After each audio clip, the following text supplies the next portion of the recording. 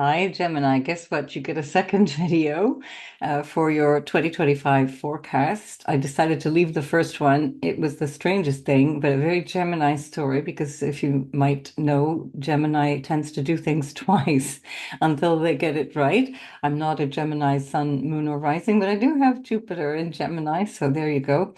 And I just noticed when I was uploading all of the videos that the Gemini video was 15 or 20 minutes shorter than all of the other videos, and yet I thought I'd covered all the bases. But I think in good Gemini style, I went really fast through everything. I may have been a little over caffeinated. You'll see for yourself in that video.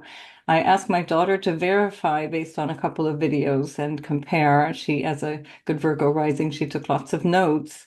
And she told me that I was a bit short on Uranus going through Gemini and a bit short on the context of moving from 2024 to 2025. So I've come back to repair the damage.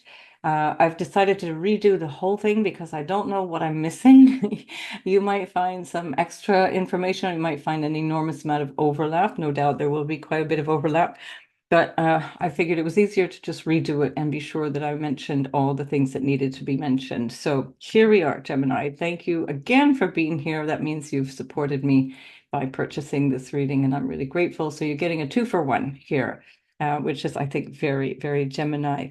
So let's have a look together. We're going to start the year at the 3rd of January. I've put your sign on the ascendant. That's not specifically exactly correlating to the Mars-Pluto opposition, but I just needed to have both Venus in Pisces and the Mars-Pluto opposition while Gemini was rising, so I could describe how the year is shaping up. I'm not starting on the 1st of January because the most for me the most important thing is the aspects that are really setting things alight here for the new year. Now, this Mars-Pluto opposition is also really all the way underway through much of kind of November, December in general, even including the last week of October. It doesn't really separate too much. It does kind of continue into 2025 off and on, again, depending on how far away they are from each other. But the basic tension is there for quite some time, even if it's not exact. So here we have the second Mars opposite Pluto, which is on the 3rd of January at 1 degree of Leo, 1 degree of Aquarius, and that's coming from your third house to your ninth house. I'll tell you about that in a moment. The previous opposition was happening from your second house to your eighth house at the very last degree of Cancer in your second house where Mars was, and the very last degree of Capricorn where Pluto has been lurking for much of the last couple of years, really. So this will not be entirely unfamiliar territory for you, but the energy has changed in terms of the tension of the opposition.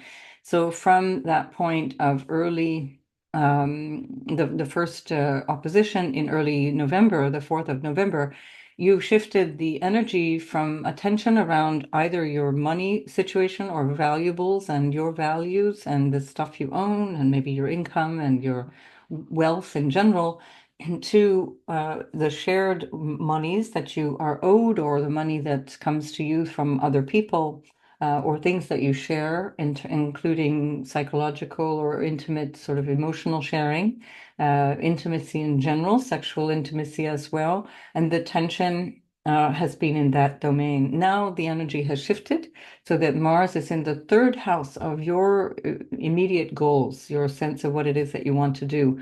Mars got up to the 6th degree point of Leo, and that was on the 6th of December 2024. And it's now retrograding. So the first opposition was both Pluto and Mars direct. This one is Mars retrograde.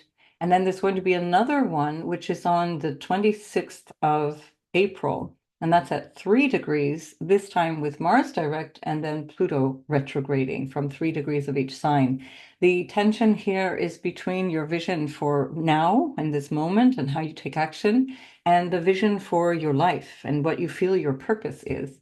So Pluto has been for 2 years showing you glimpses, let's say, of how you might want to be in your life and how you think what you think of your person, your purpose rather, of this lifetime, how you want to feel in terms of what you believe, whether it's a spiritual or philosophical belief or even a political belief.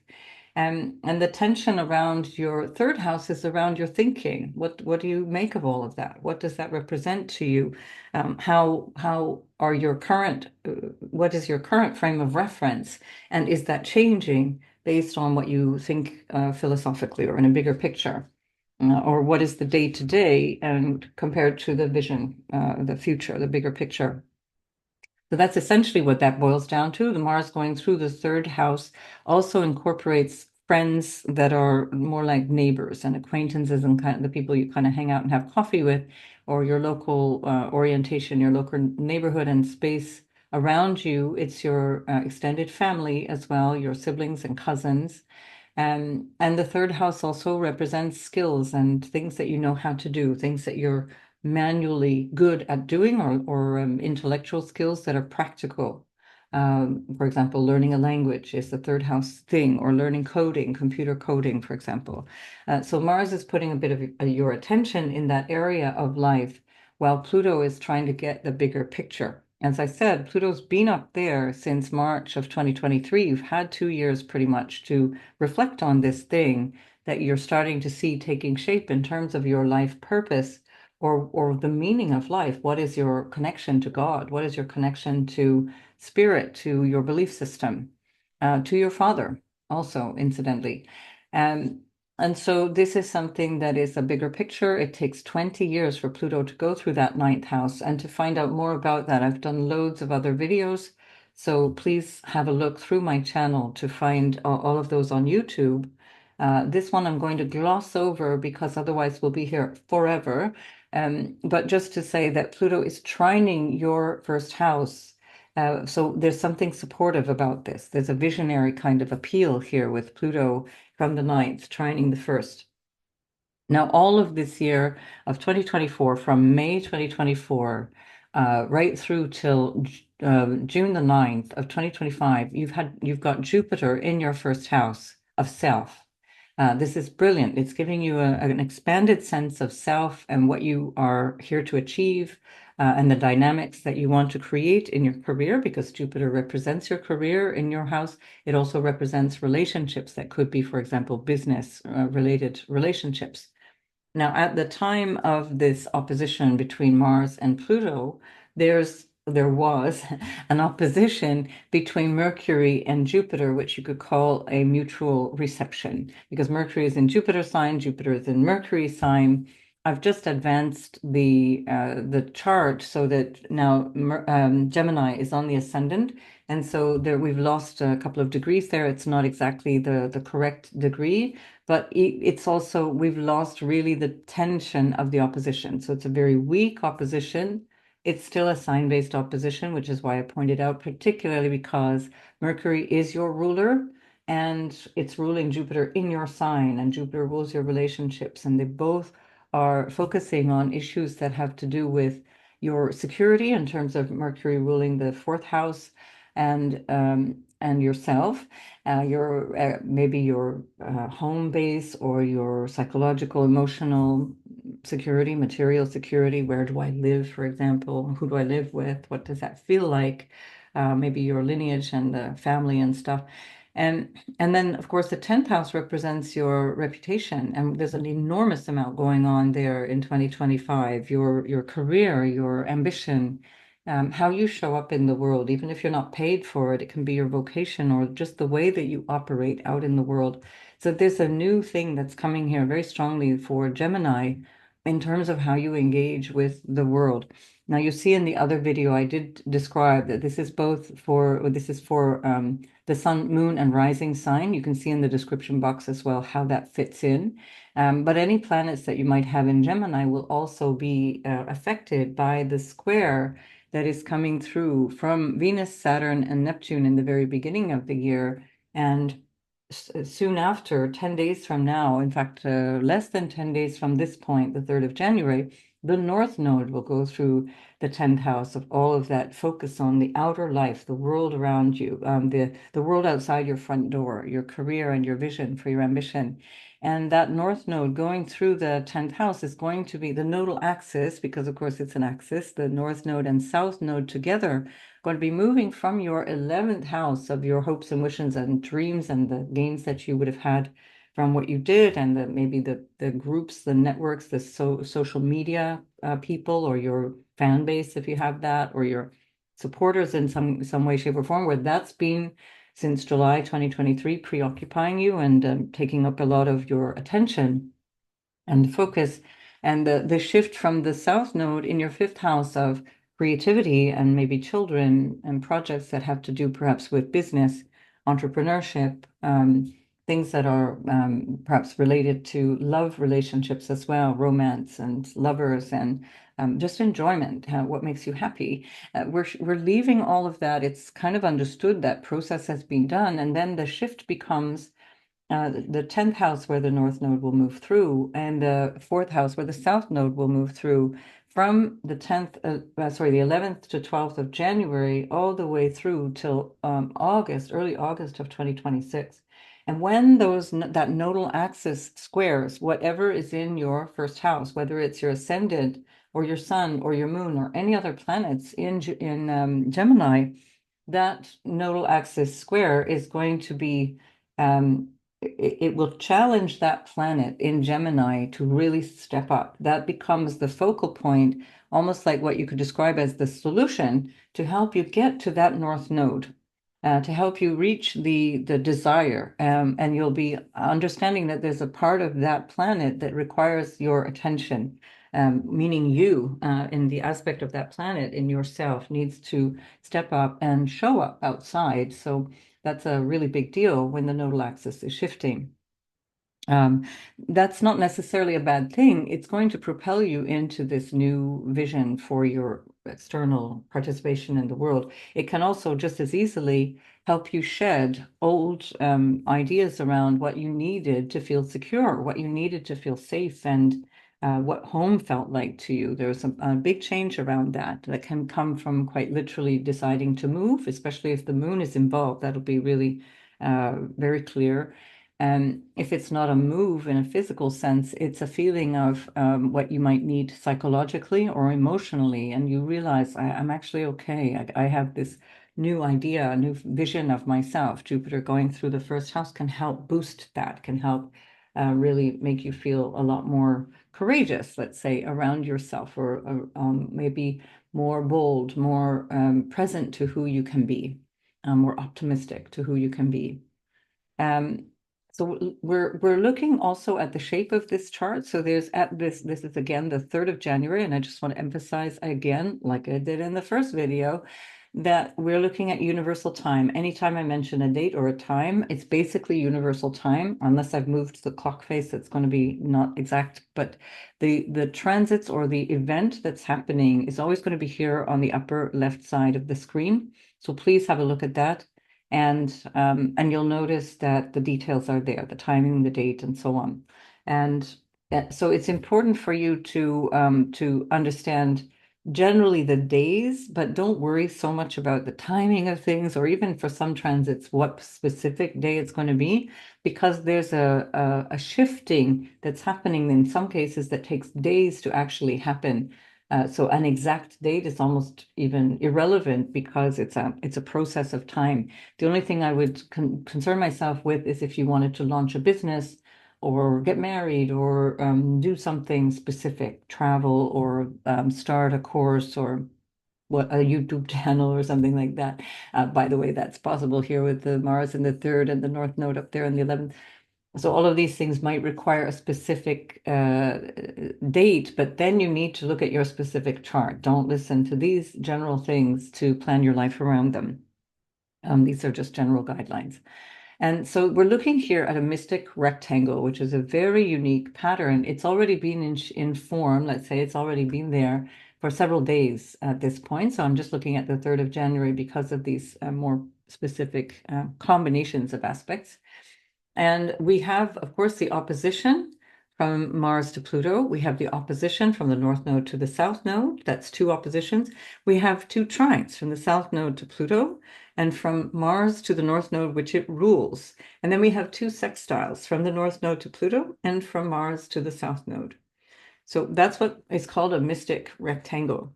And so that energy is quite special. It brings about a kind of a feeling of something, so the potential is very strong. The potential, the dynamic for change is very, very strong. So notice what's happening around this time, around the 3rd of January.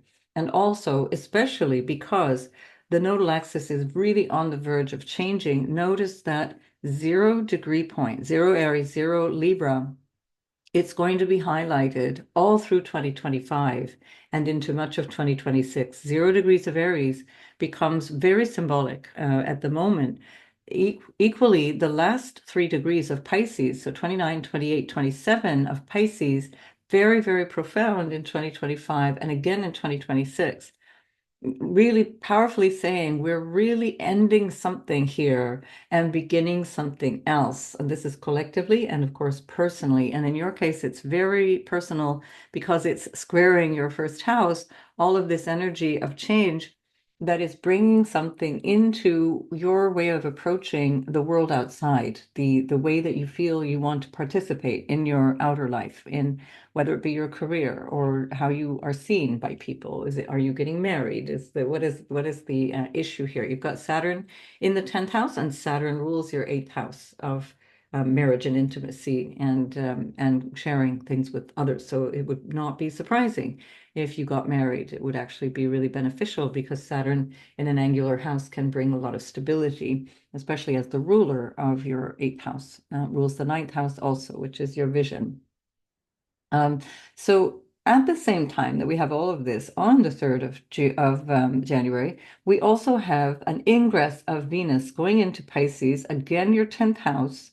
And so there's another emphasis of the outer world being really important for Gemini this year. Gemini, in many ways, is one of the signs that's being strongly influenced by a lot of these transits. And of course, all the way through the year, as things come up, I'm going to be giving more and more details about the different shifts. It's just impossible to keep all of the data here as much as my Jupiter in Gemini is trying. But as you saw in the other video, according to my daughter as well, I kind of got a little all over the place. I blame the coffee, but okay. It also might be the Jupiter in Gemini retrograding and then actually coming to a square with Saturn once again. So the Jupiter in your first house, remember, is ruling your 10th house. It rules your house of relationship. And Venus herself is exalted in your 10th house. So she's thrilled to be there. It's angular. She gets all the attention. And she's in her favorite sign because Pisces allows for absolute unconditional love. There's no boundaries with Pisces. There's ultimate creativity, merging with the divine, and Venus is just loving this. So you have Venus here at the top of your chart for quite some time. The first few months of the year, Venus is going to be moving between your 10th house of your career and the way you show up in work or your social status or your ambitions and drives and so on. Also potentially around parents as well, or in-laws, because the 9th house is also ruled by Saturn, and Saturn is there, maybe your in-laws.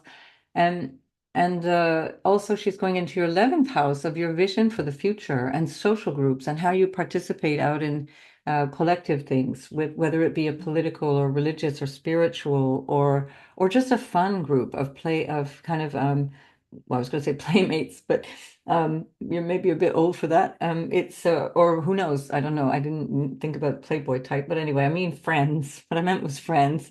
I'm doing this at the end of a long day, Gemini, probably just like I did the other one. I can't remember now.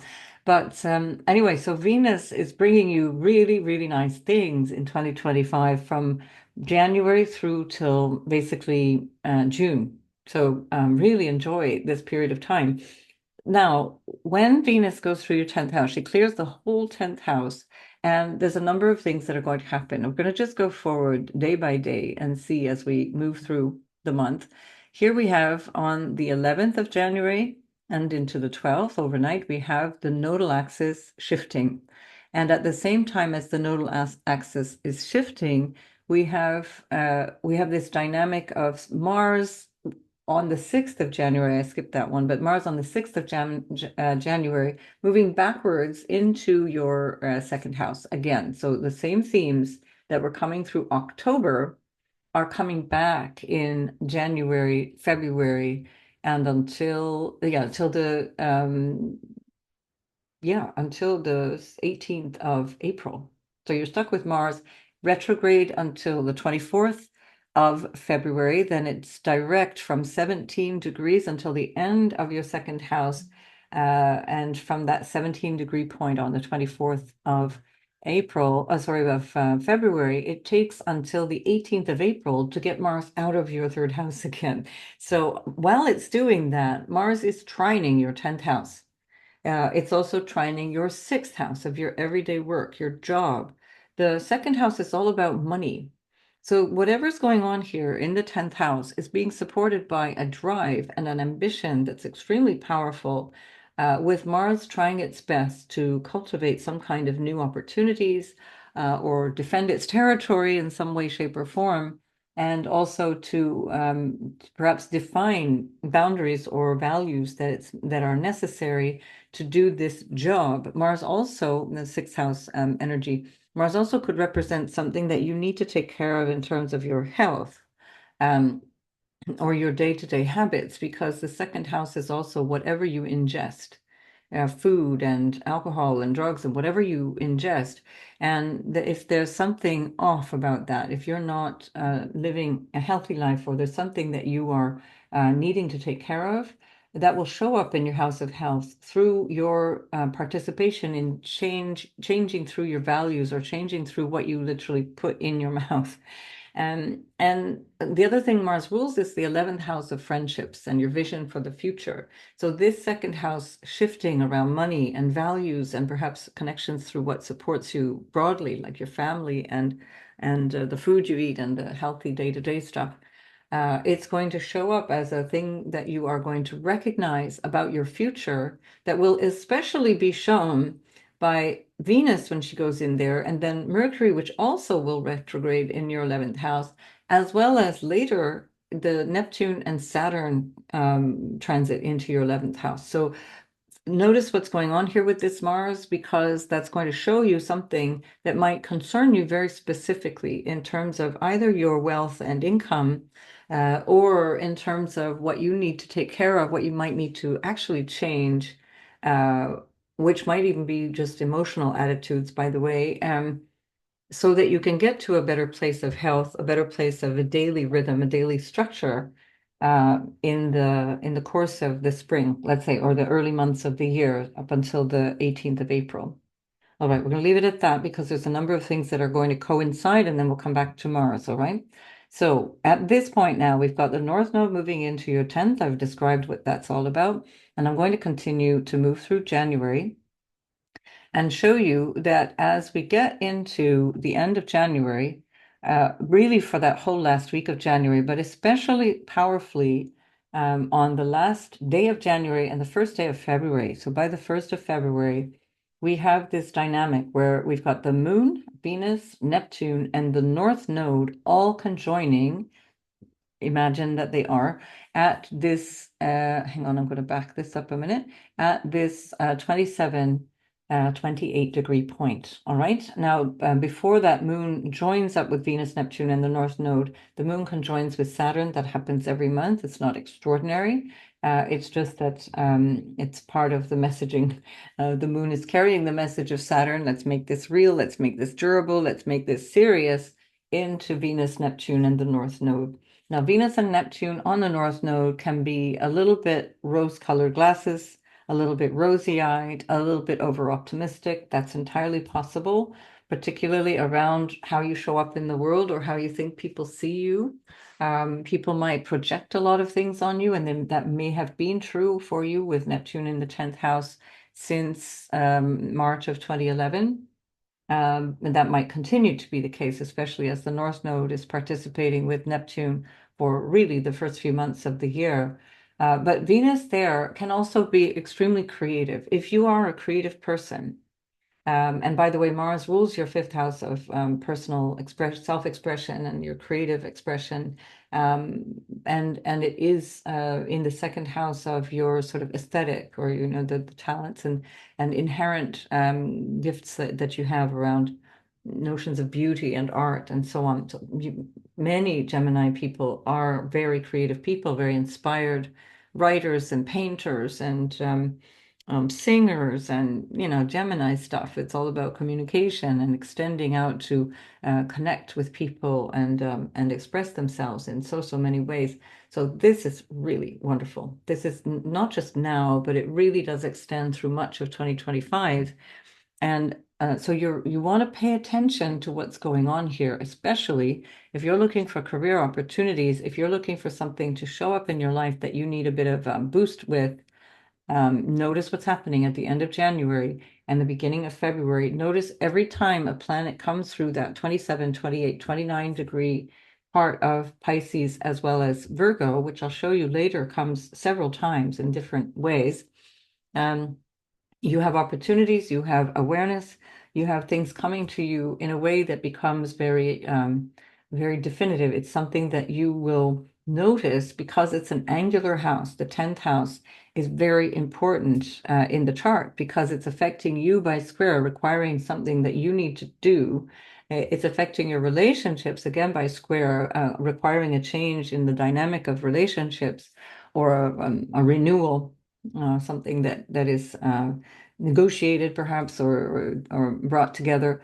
And then, of course, the fourth house by opposition, where the South Node is, where there's some aspect of yourself where you're shedding that shyness, perhaps, or that regret, or the wish that can I just stay under the duvet and not come out, or whatever.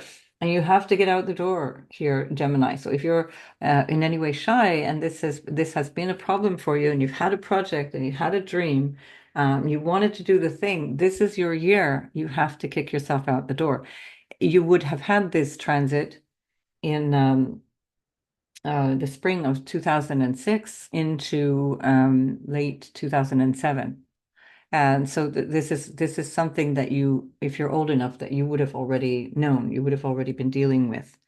Um, Same thing with Saturn, by the way, in your 10th house. That is since March of 2023, it's been asking you to step up in a way that takes responsibility, either as the head of a family or with family issues, perhaps issues that concern your parents, perhaps, things that you might, because Mars is in Cancer in the second house, you might need to step up and help a parent or a family member who is in trouble or who needs guidance or who needs actual attention or money. They need money from you. That's one other way that Mars in the second can be separating you from your money. And so that Saturn in the 10th house has been already a feature from March of 2023. The 7th of March is when it moved in there, and it will continue to be through all of 2025 with this blip of Saturn going into the 11th, and then again from the end of 2025 into February of 2026 when it finally leaves your 10th house along with Neptune. We'll look at that shortly. And so you're really looking to develop something that feels serious, it feels lasting, it feels like something that you are ready to you're ready to master. You're ready to own your experience or your capacity to show up in whatever the area of life is covered by that 10th house for you. If you're a manager or if you're an owner, if you are a parent, if you are somebody who's interested in a career of politics or any other career, you have to step up now and take responsibility. So you might find that actually you are becoming the authority, where prior to that you might have relied on other people to be the authority, and now you become the reference and people are asking you for advice. So all of this is the natural progression of Saturn, and that was from the end of 1994, if you're old enough, 1994 through till early 1997, I think. At the very latest, it's like maybe 1996. I've forgotten the exact dates, but let's say 1996. And so that part of your life was affected there by Saturn. But of course, now the dynamics are just absolutely amazing. Like you didn't have any of those other really outstanding support elements that you do now. So really, what we're looking at is the later degrees or the very early degrees are being very, very strongly impacted. And then from Saturn's point of view and Jupiter's point of view, it's the middle degrees. So really, there's no part of Gemini, no part of any sign really, that is not being reconfigured by 2025 and the changing shapes of the year. And for more precision around that, I would need to see your natal chart. So if we go forward to the 4th of February, where we might need to get into no, no, we're good. Okay, I'm going to just back up again to put you on the ascendant. So we now are in the 4th of February. At this point, we have two really interesting things coinciding. And we have Venus that is entering in that, remember, the 0 degree point of Aries, one of these key points. Take notes, try and figure out what is going on, what is being suggested by all of this. At the same time that that's happening, Venus is coming into a sextile, very supportive from Pluto. So whatever you've understood in the month that Venus was in the top of your chart, she's taking out into the public. She's taking out into the vision that you have for your future, or she's bringing to you in terms of gain, because Venus is the exaltation ruler of your 10th house. She is exalted in Pisces. And if this is about money, which I strongly suspect it is, then there's something here that she is showing you. This is where the money comes from. This is why you're getting this gain. This is how you can benefit from this thing. Now, this is where Venus also will end up retrograding at 10 degrees and 50 minutes of Aries, and that will be on the 2nd of March. So Venus is only going to get to not even 11 degrees of Aries in the course of a month. So she's moving very, very slowly because she's in her retrograde cycle, which only happens every 18 months. And it happens to be in your house of vision and the future and this idea that you have, the dreams for the future. So really helpful because that house is also sextiling Gemini. So there's something here that she's showing you about what is possible for you, but what you need to take action on yourself. You can't just kind of sit around, meaning that connections, new friends, new relationships are a really integral part of showing up in this area of your life. And that will be where you find your success this year. The other thing that's happening is that Jupiter, again, in your first house, which has been retrograding for several months now, is now stationing direct. So on the 4th of February, the same day Venus moves into Aries, Jupiter stations direct. Now, that's not necessarily something that you'll notice exactly in the moment, but it is something that you'll absolutely pick up on in a general vibe around that time. So we could say really from the 4th of February on for several days, you're really in a phase where you feel like, okay, something just released, something just unlocked that is now possible, that now feels like it's going in forward motion. We also have this interesting combination here. Mercury is coming back, your ruler, Mercury, is coming back to meet the sun. And it's in the 9th house. So there's a vision, there's a notion of what I believe in, what I have faith in, what am I here for? What is the idea that I have? What's the inspiration of this moment? This might have something to do with travel or with some kind of even intellectual travel, learning something new, and discovering something new. That becomes a point of interest for you. And that Mercury, which is ruling Jupiter, is trining Jupiter, which is extremely favorable at this time. So really a nice, helpful boost that is really, really welcome. Now, Mars is still retrograde at this point, and it's in a trine to Saturn. Mars and Saturn are in this kind of ongoing trinal aspect through February, March, and into April. So that's very supportive. But Mars is still retrograde, and it's not entirely easy to work with because it can feel like things are still grinding away. That's why I say you're probably not even going to notice the Jupiter station because even though it's favorably aspected in other ways, Mars is still kind of sluggish, and that's really where we take action. It's where we find the most dynamism. Mars is now ruling Venus in the 11th house. So she takes on a different flavor. She loses substantial dignity when she goes from your 10th house to the 11th house. So you have to be careful also how you relate to people, because there could be an impulsiveness or a superficiality or a hastiness that comes through based on things that are not yet clear and that you might need to walk back or recover, because then Venus will go retrograde and go through this whole series of transactions again. So you might not get the results that you want the first time around, but you'll get the results after the 30th of April when Venus finally comes back into this place. Nonetheless, we have this trine from Mars to Saturn, which is really supportive. It's really dynamic, and it helps you to feel like I can do this. I've got this. Even if Mars is retrograde, we'll take it. It's still a trine. It's favorable. And that trine continues. Mars will station, I said, on the 24th of February. So it stations at 17 degrees of Cancer. Now, notice that we're only at the 4th of February. So we're like 3 weeks away and only really 2.5 degrees away from where Mars is stationing. And then later on, we see that it takes another 3 or 4 weeks to make 2 weeks of progress. So Mars is going slow. I think you can get the message.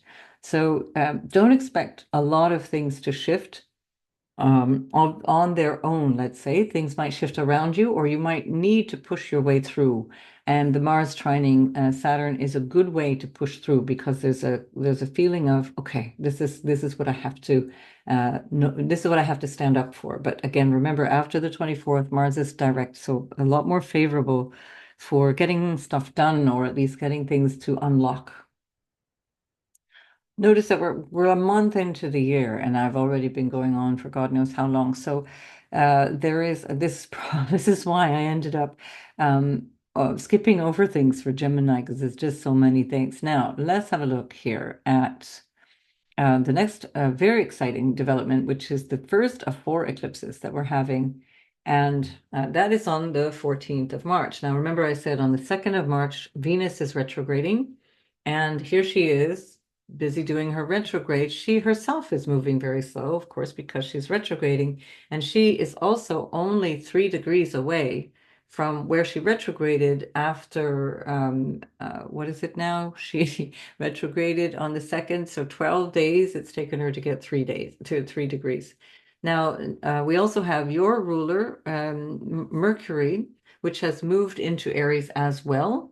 And Mercury is preparing to station retrograde at this degree 2 days later. So this is on the 16th of March, Mercury will retrograde in Aries, and it will stay retrograde until the 8th of April, where it backs into Pisces and then comes back into your into Aries. So I just wanted to show you this before I shift the clock face again.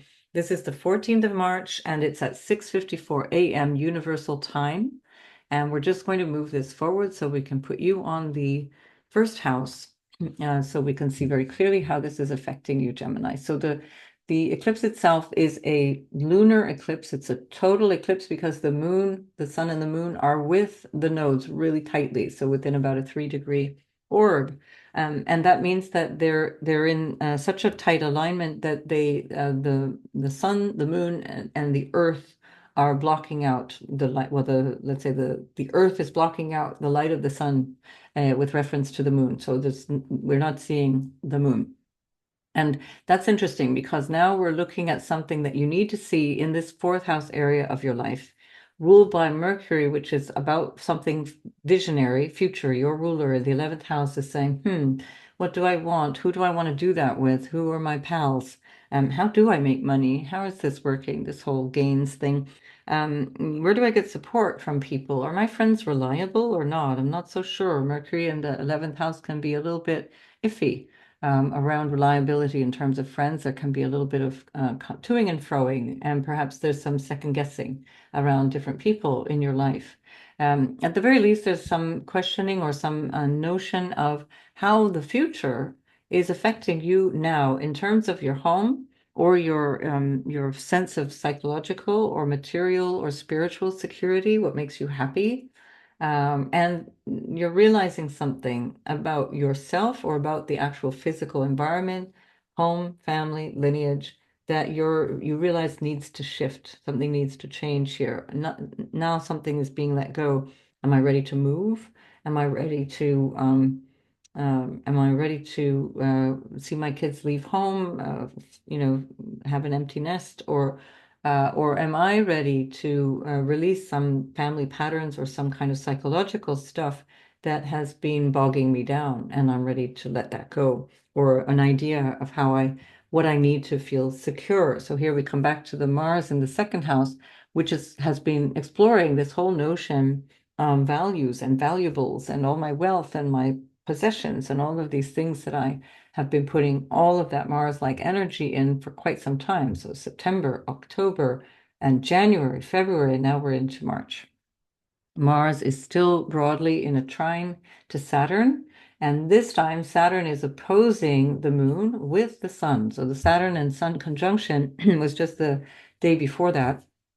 And that opposition to the moon is saying, well, maybe there's something that needs your attention out in the world, or something that is an ambition requires you sacrificing some aspect of your creature comforts or your home life. You need to just for now put more of your time out in the workspace, or in your ambition and drive, your social status.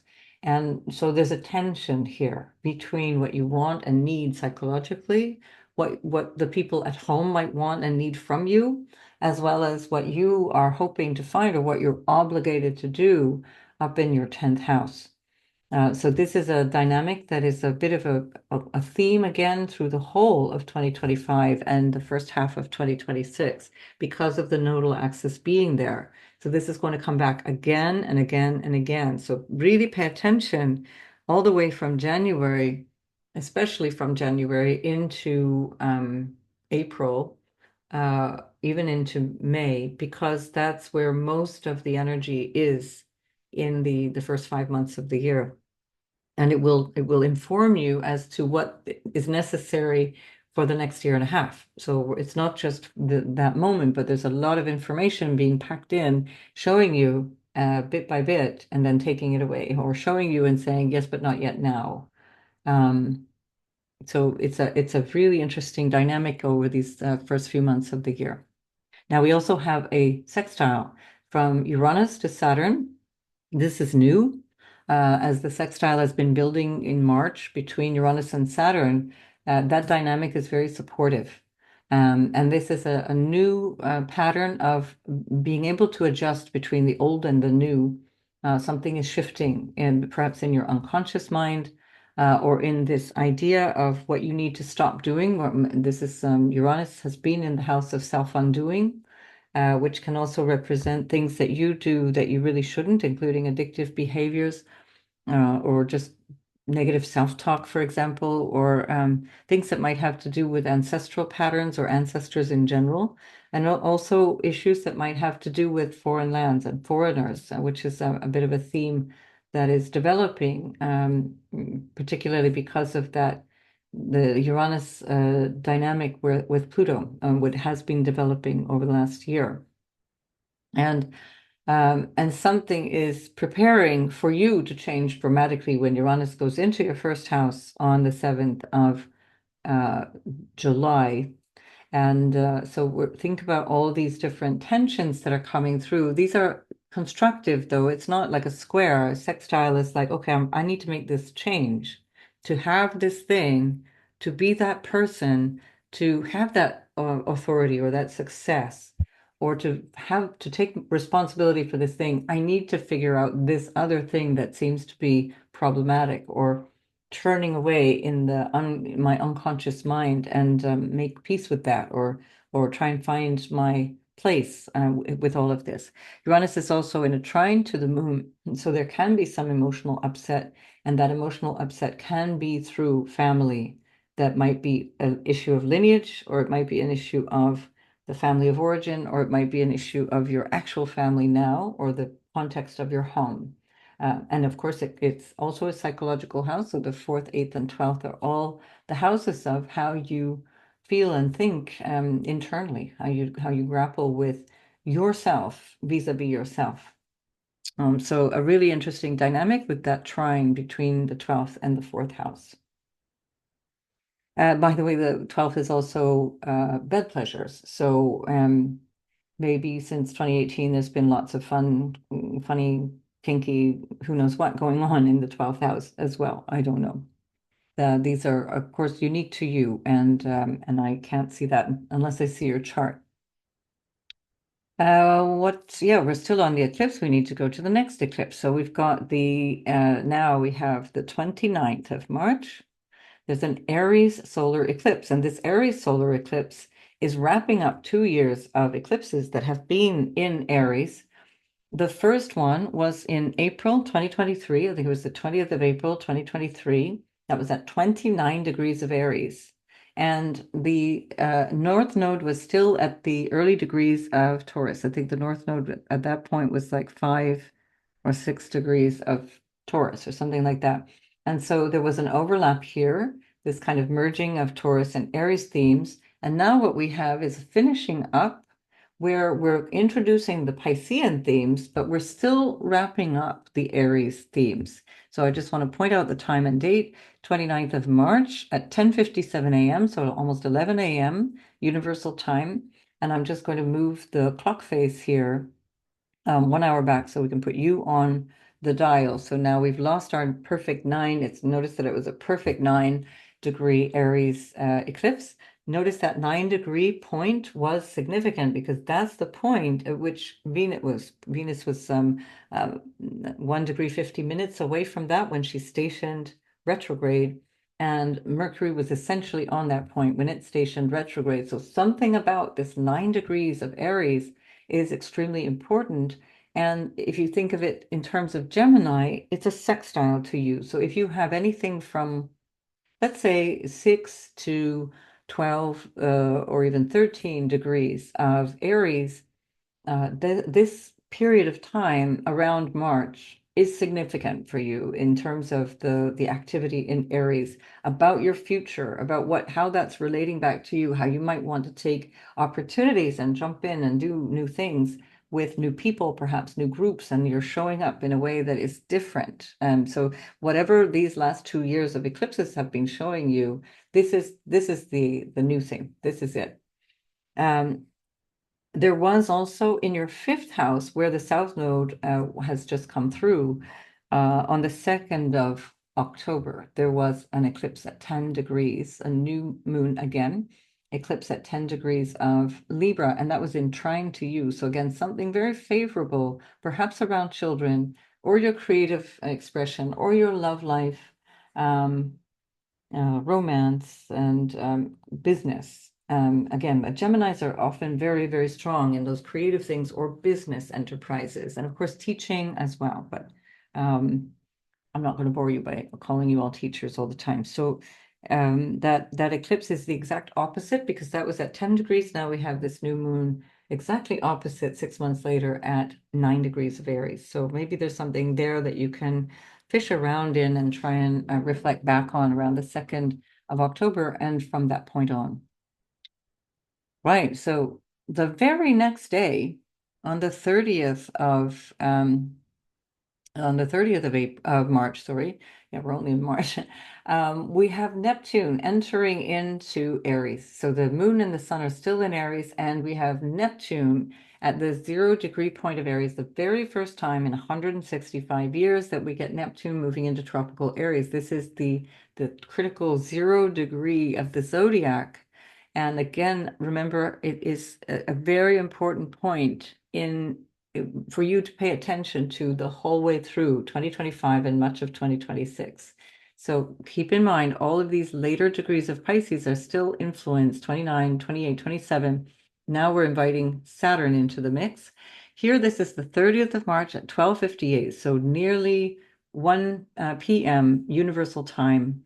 And we're going to go forward again, or perhaps no, I can't go backwards, can I? I'm gonna have to go all the way forward. So I think we're gonna mess up the day a wee bit, so that we end up being the next day. So here we are. It should be the 30th. Remember, we're looking at the 31st just to put Gemini on the ascendant and have Neptune still in Aries, all right?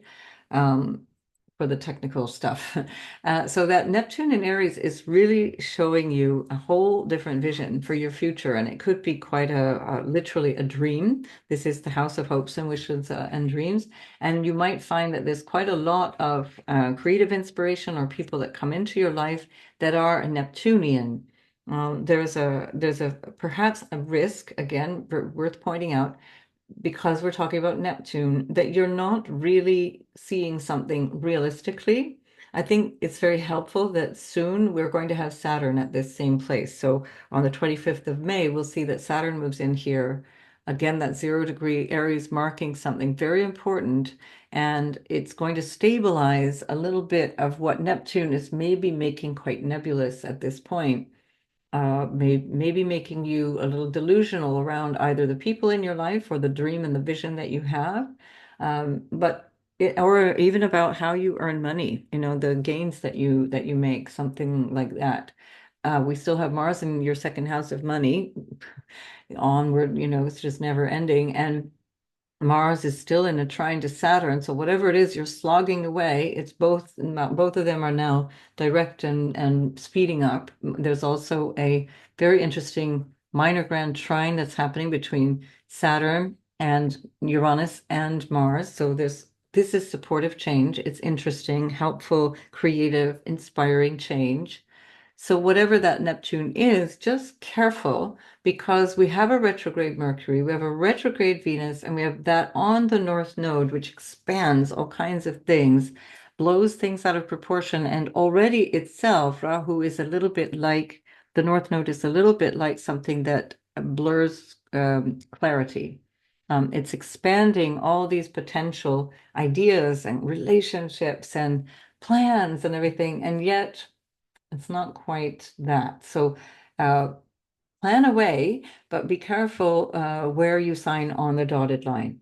That's important, especially because Mars is not in great dignity and it rules your sixth house of contracts. We do have a very exalted sun, lovely, happy sun out in the 11th house in exalted in Aries, which rules your third house of contracts. So it may not be all bad news, but when Mercury and Venus are retrograde, and with Neptune, I would definitely suggest that you don't start anything new and that you don't sign any, engagements long term, or you might write stuff out on the back of a napkin or something like that, where you're really connecting with people in a creative way, and then wait for Saturn, and wait for the Venus and Mercury direct station and then forward movement into your 11th house, that allows you then to move forward in general in all those different ways. So just hang on there.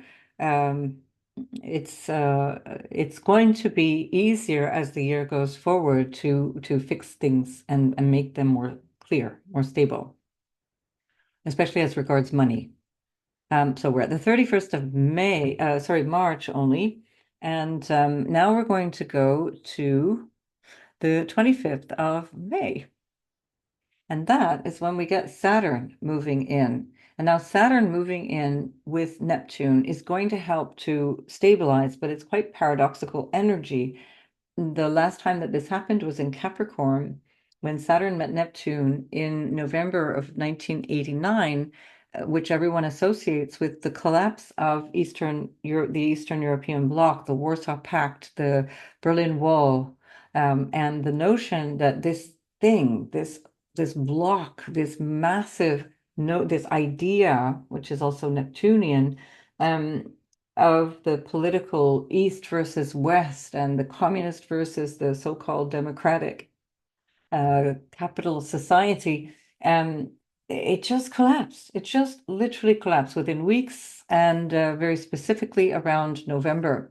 Um, and so this dynamic is now in Aries. It's not in Capricorn any longer. So there will be something, perhaps also around military dilemmas or things that seem intransigent. There's just no way that this is ever going to change, and then it does. Now, this is the 25th of May, 4:36 a.m. I don't think you're going to wake up for it, but this is universal time, and I'm going to put you again back on the ascendant just so we can see how it's affecting Gemini specifically. Now, Saturn and Neptune are going to be here for quite some time. Saturn will be in your 11th house for 2.5 years, then moves into Taurus and comes back for a last visit. Neptune, however, is going to be in your 11th house. Well, it will stay there until the 22nd of October. Then it leaves, goes back into Pisces, and then comes back in with Saturn on the 20th. No, on the Neptune will go back in to your 11th house on the 26th of January, and then Saturn comes in on the 20th of February, and the two of them conjoin at 0 degrees of your 11th house. So again, this is a big arc of time from the very beginning of 2025 until we get to that February point in 2026, where there's a bunch of stuff happening around this very, very end of Pisces and very beginning of Aries. Remember, the end of the zodiac, beginning of the zodiac, something very new is happening here. So at the same time that we have Saturn coming in here in the 11th house, there may be a need to restructure your vision for your future, your dreams, and so on. And it can, again, the creative impulse or the feeling of what might be possible, what might seem out there for you. Saturn comes in and says, have you done your homework? Have you figured this out? Is that going to work? What is the current structure that you are ready to dissolve, or that Neptune is going to uh, dissolve in some way? Who's your current friends group? What is the current church that you belong to? What is the current political group that you belong to? What is the vision that you've been holding for all this time? Perhaps since Saturn was last here in 1997, 80, 97, 98, and I think just into January, February of 99. Um, so that's a big shift that you're undergoing. It's a big period of time that is being regenerated. Let's say you're ending that cycle and beginning a new one. So here we're looking at something that is almost impossible to predict, because there's a destruction of something that felt solid. It felt really lasting. And it's up to you to realize what that is. Is it a vision? And you may not know until February of 2026, but just to say that this will be personal to you, even if in the collective we're also experiencing something that has to do with Mars ruled Aries topics. Um, and hopefully that represents a shift in the way that countries go to war with each other, or in the way that countries see each other as enemies, for example. Um, that is my fervent hope. It's not a guarantee for sure, but that is one possibility. So at the same time that all of this is happening, we have this really lovely trine from Mars to Venus now. We've lost the trine from Mars to Saturn, but now there's a much more flowy kind of trine from Mars to Venus.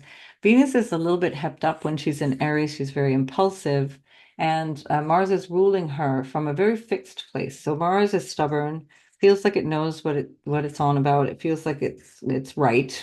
Mars in Leo in the third house can be very sharp, very opinionated. Beware of how you communicate, especially beware of how you send your message out to people, because from the 18th of April, just like you had in November, December, and into the 6th of January, from the 18th of April until middle of June, you've got Mars in your third house. So there can be, fractious conversations or a lot of dynamism around your opinions, being very opinionated, very strong in that belief that you're right, for example. This is a part of the drama or the challenge, let's say, of Pluto up in the ninth house, because that can have you feeling very dogmatic, very ideological, very fixed in your opinions and your beliefs. And Mars will have the same kind of flavor. And remember that Mars will be opposing Pluto. It was opposing Pluto rather on the 26th. Maybe we'll just quickly peek in back there to see that. Have we got that? Where did I find that? There we go. Mars was opposing Pluto at that 3 degree point, 3 degrees of Leo and Aquarius on the 26th and 27th. Sorry, it's the 27th universal time overnight. but really it's a few days before and after. So we're looking at the entire last week of April, but really an extended period of time um, from the 18th of April. As soon as Mars gets into Leo again, we're really looking at the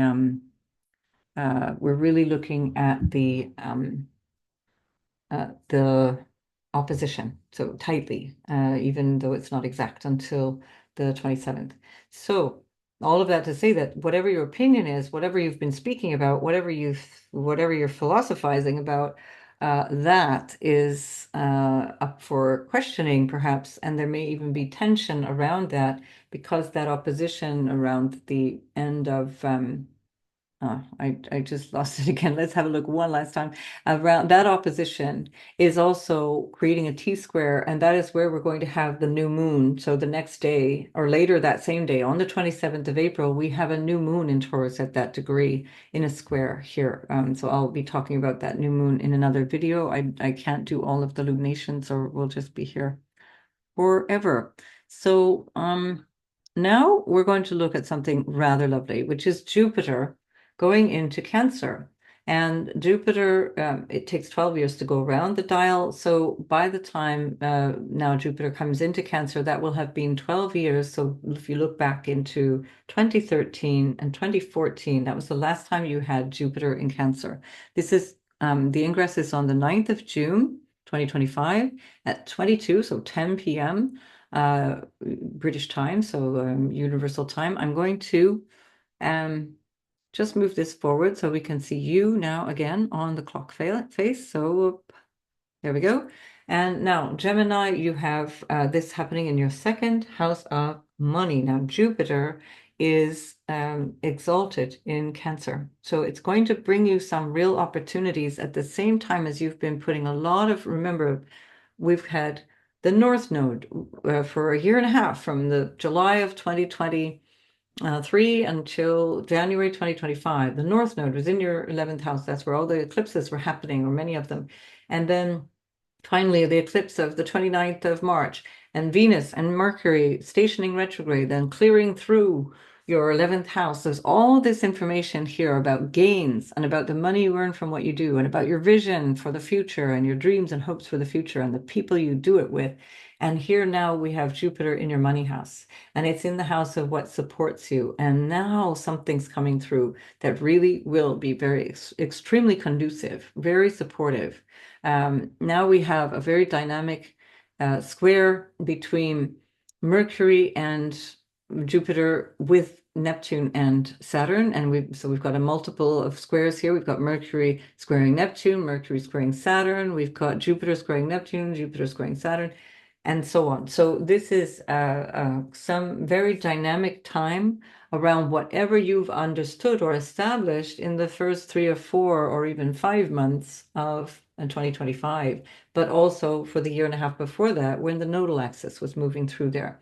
So something to do with money, something to do with what supports you, very, very favorable. Your ruler is with Jupiter, and your ruler has escorted Jupiter out of your first house where it was under Mercury's domain.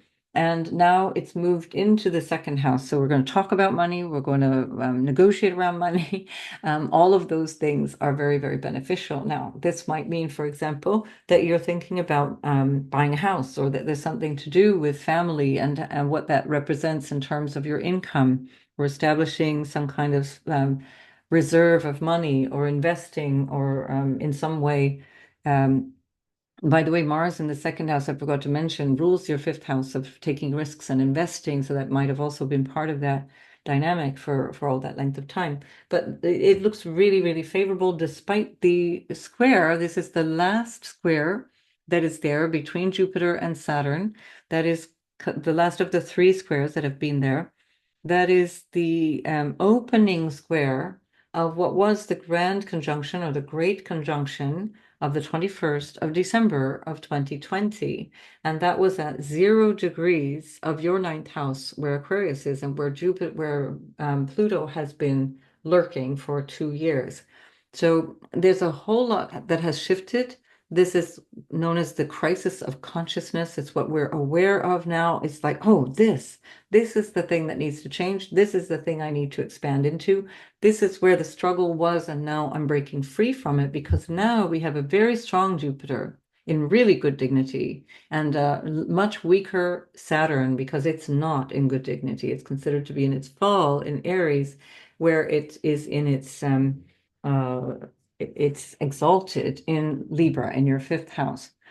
So Saturn is not as let's say strong, or it will be behaving in a way that is less helpful in some way than the Jupiter will be behaving on your behalf. And Jupiter is also in a sextile from a very strong Venus, which is in her sign of rulership in Taurus as well. And Venus herself is squaring Pluto. So whatever this is, if there's a money situation here, it looks very favorable. And if not, it's a good place to start and launch something for a very favorable situation around money.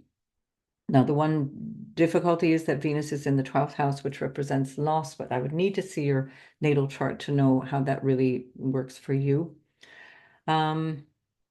The other aspect, there was one more thing. I guess the square. There's a square from Uranus, for Mars rather, to Uranus that is building. It's 2.5 degrees away. So there's something very dynamic about this, something sudden and that requires adjustment right on, like on the fly. It's like I'm going to do this new thing. Uranus is building to these sextiles that it's going to take on that becomes really, really helpful, this supportive movement of sextiles between the three outer planets, in fact, the four planets, because Saturn will be involved in all of that. So again, lots of dynamism there in the squares that require adjustment. It requires things to shape shift based on what you already know. It's not necessarily going to be stuff that you haven't got a clue how this is all going to pan out. Now we're looking at Uranus. Finally, woof, we got Uranus going in your sign, Uranus at 0 Gemini on the 7th of July at 8:48 a.m., 10 to 9 in the morning. And we're going to go, can we go backwards? No, we can't go backwards. We're going to have to go forward, so it might shift our day even. But we're going to go forward. Yeah, it'll shift our day. So it is, remember, on the 7th of July. We don't really mind with these outer planets because they take so long anyway, but here we are. Uranus has been, just like Jupiter was escorted by Mercury, Uranus has been escorted out of your 12th house by Venus. I'm sure she's delighted to get Uranus out of Taurus because Uranus is really the antithesis of the Taurian energy, bringing instability to what wants to be stable. And that, in your case, may have been with reference to family patterns of your or lineage issues or ancestral issues or people far away and how to deal with that, issues around addiction, issues around things, areas of confinement, perhaps, whether they be voluntary or not, like a monastery for a retreat versus prison, or a clinic where you have to spend time because you need to heal versus being in hospital because you're really unwell. So that has been since May of 2018. And now you've got Uranus in your first house. And that's going to shake up your whole life because, again, we're looking at angular placements. And that dynamic also will be square the nodal axis in the next year and a half at some point. I didn't check the date, but we'll look at that as the year goes on in different videos. So there's going to be quite a shakeup in terms of who am I? What is this all about? What is my life all about? So a really strong dynamic time for you. Venus is supportive, Venus is pleasant, makes you feel really sociable, makes you feel really good. And that's also in a sextile to Neptune and Saturn. So that's also very helpful, very friendly kind of supportive atmosphere. And we have this minor grand trine that I was talking about, which has been a theme for all of 2025. It continues off and on throughout all of 2025, 2026, and just changes quality now because we have this air trine between Uranus and Pluto, and we have these sextiles between Pluto and Saturn and Neptune and Saturn and Neptune and Uranus, and in this case also Venus, and that's the fire and air. So there's inspiration, there's invigoration. Things are shifting in a big way. When air trines, things can shift very quickly. The word can be volatile as well if we add in the fire aspect, but it doesn't have to be necessarily negatively volatile. It's volatile in the sense that things can move, and we're looking at also a Uranus that's in Gemini. I'm not going to discuss world affairs because that's a completely different scenario, but in your personal life, there can be something that changes really, really suddenly that requires you to change really, really suddenly. So Uranus in the first house is really a big shift in who you are and how you show up in the world, and allowing yourself to feel this, being different. Uranus in the first can really make you feel like you're ready to be different to everybody else. And that's where Saturn even, and Neptune in the 11th house can help you kind of divide yourself pull yourself apart from former social groups or former political or spiritual or religious associations, former ways of participating out in society. You're different now, and that's going to create this whole new dynamic in terms of your how you reach out into social life or out into society or out into your future. We still have this ongoing, well, no, this is a new one, sorry. There's a trine from Mercury to the moon at this time, which is quite nice. That's your ruler, remember? So Mercury is being trined by the moon, and that's in your house of relationship to your house of your goals and your communication. Also, think in terms of Mercury, your ruler in the third house, as being about contracts and about negotiating that kind of thing, or around teaching, learning new skills, developing new things. That's also going to be another place for a retrograde as of the 19th of July. So I'm only telling you this because you're a Gemini. I'm not giving this information to the others. I didn't even give it to the Virgos. And so that retrograde is going to be in Leo from the 19th of July until the 12th of August.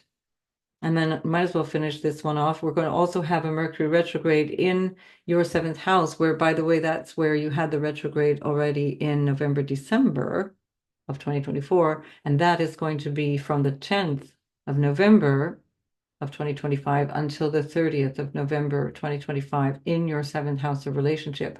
I don't know what you're up to, Gemini, but I'd say you're going to have a whole new bunch of friends and or a new lover and or a completely different profile of spouse by the end of 2025. And if not, then by the middle of 2026. Mars is in your fourth house, which is ruled by this Mercury in the third house.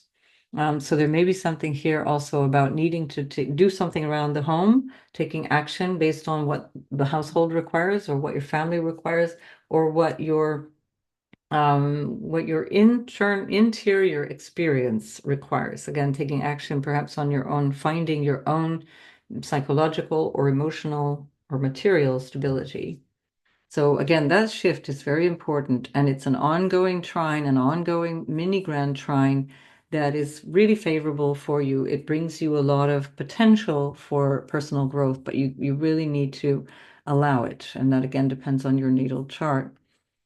Now we're going to go to the last eclipses of the year. There is going to be an eclipse on the 7th of September, and that is in Pisces at 15 degrees. It's a lunar eclipse. It's a total eclipse because it's so close to the nodal axis, just like it was in March, in the 14th of March. And this time we have Saturn again, remember that 29-degree point, and then Neptune at that first degree of Aries, Saturn retrograding back into Pisces. And we have the ruler of the south node and the ruler of the sun with that, your ruler, Mercury, with that opposite the moon. So let's just move this along so I can be more coherent here. Boop, boop, boop. We're going to lose our degrees, but we don't mind because we saw the, oh, by the way, sorry, let's come back just to be absolutely spiffing. Here we've got 7th of September, 1908, so that means 7:08 p.m. In Universal Time, and that is a Pisces total lunar eclipse. And then we're going to put Gemini here, and that brings that, of course, to your 10th house, and that's going to be again another bit of information around your social status that is also very important because you, when we think of you by your ambassador Mercury, are in the fourth house of home. So there's again this tension or this debate or this need to choose between your home life or your interior experience of life and what is required of you out in the world or in your career or in your taking responsibility as a parent or your vision for ambition and drive and wanting to be seen as an authority figure. This might have something to do with home and family. Again, Jupiter is in Cancer in your second house, so there might be something that requires your attention. Mars is in the house, fifth house of children, and that can also be something that demands some form of attention or action in the relationship that you might have with your children, or if you're an entrepreneur in that domain, or if you're a creative type in that domain, again, self-expression and showing up in that way. Saturn is about to be sextiled by Venus, who rules. Did I say Saturn? Mars is about to be sextiled by Venus, who is in the third house, where she's very skillful. She's pretty flashy. She's very happy to be social in the third and very creative in the third in Leo. And so this is really dynamic. If you're a creative type, use this time around September to put things out there and create and invent and write and do all those wonderful things that you know how to do as a Gemini, or teach. Again, I have to say it, but I know that's the most boring, usually the most boring thing. And so here we have Jupiter in a square, very strong square to Mars, and that Jupiter square Mars is again this tension that can bring about results that can help in terms of finding that dynamic zeal, this determination, this kind of drive, but it can be that you bite off more than you can chew. Mars is not in great dignity. It's it tends to be a little wishy-washy. And so it might be like taking action based on things that you're not really, your heart may not be in it, but I'd say with all of the rest of the aspects, it's actually looking pretty good. So that would be, I would have to see your natal chart to give you any more clarity. Now, all of the outer planets are all retrograde and still in this grand trine, mini grand trine. And we also have Jupiter in a very interesting mutual exchange, a genuine mutual exchange this time with the moon. So the moon at the time of this eclipse is about to very powerfully trine the moon that rules it, and Jupiter rules that moon. It rules the North Node, it rules Saturn. It's also trining the North Node very strongly and sextiling, of course, the Sun and South Node that's in your fourth house. So really, really favorable, perhaps for finances, or at least for your creative expression, for being supported, for feeling good about yourself. Something is not quite yet in place because Saturn is still going back to figure things out. It's not entirely sure yet, but Saturn, at the very least, Saturn is not being difficult about things. It's not really the obstacle that it has been in much of 2024 and a part of 2025. Then we have the last eclipse of the year and the last thing that we're going to look at, which is on the 21st of September. There is a Virgo solar eclipse. It's a partial eclipse, because now we've got an 11-degree difference between the South Node and the lunation. So it's too far away to actually cover up entirely the light of the sun and moon. And at this time, we have also a mutual exchange. It's not technically not a mutual exchange. It's called a mutual generosity, because this is not a classical aspect. It's a semi-sextile between Mercury that rules Venus and Venus that rules Mercury.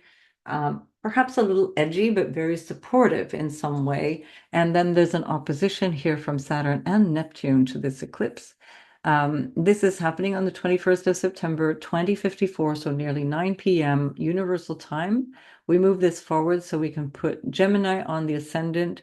And And so there's something here again that is about a fresh start after whatever's been going on in your household or whatever's going on in your unconscious or your psychological self or your need for security and what all that represented for you.